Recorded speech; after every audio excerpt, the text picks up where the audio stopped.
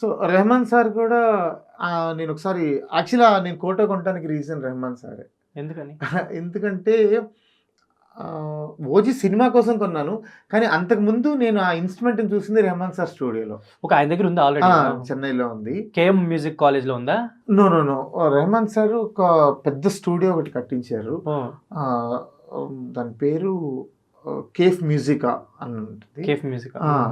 So అందులో Rahman sir instruments అన్ని అసలు ఎన్ని ఇన్స్ట్రుమెంట్స్ ఉన్నాయంటే అవి పర్క్యూషన్స్ కావచ్చు, స్ట్రింగ్డ్ ఇన్స్ట్రుమెంట్స్ కావచ్చు, పియానోస్ ఇవన్నీ కూడా చాలా ఇన్స్ట్రుమెంట్స్ ఉన్నాయి.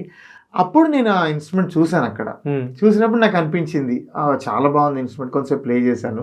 ఏదో మూవీ కోసం కూడా వర్క్ చేశాను ఆ ఇన్స్ట్రుమెంట్ తోటి. సో అప్పుడు అనిపించింది బాగుంది ఇది, ఇలాంటి ఇన్స్ట్రుమెంట్ కొనుక్కుందామని. కానీ నాకు ఆ ఇన్స్ట్రుమెంట్తో అంత ఎక్కువ అవసరం ఉండకపోవచ్చు. సో ఎందుకులే నేను లైట్ తీసుకున్నా. తర్వాత తమనన్న ఇలా జాపనీస్ ఇన్స్ట్రుమెంట్ కావాలన్నప్పుడు నాకు వెంటనే సో నేను వాయించిన ఎక్స్పీరియన్స్ కూడా ఉంది కాబట్టి ఓకే నేను డీల్ చేయగలను, ఇన్స్ట్రుమెంట్ని ప్లే చేయగలను అనిపించి కొన్నాను. సో నేను ఆ ఇన్స్ట్రుమెంట్ కొనడానికి రీజన్ ఒక రకంగా రెహమాన్ గారు అండ్ తర్వాత తమన్ గారు. తమనన్న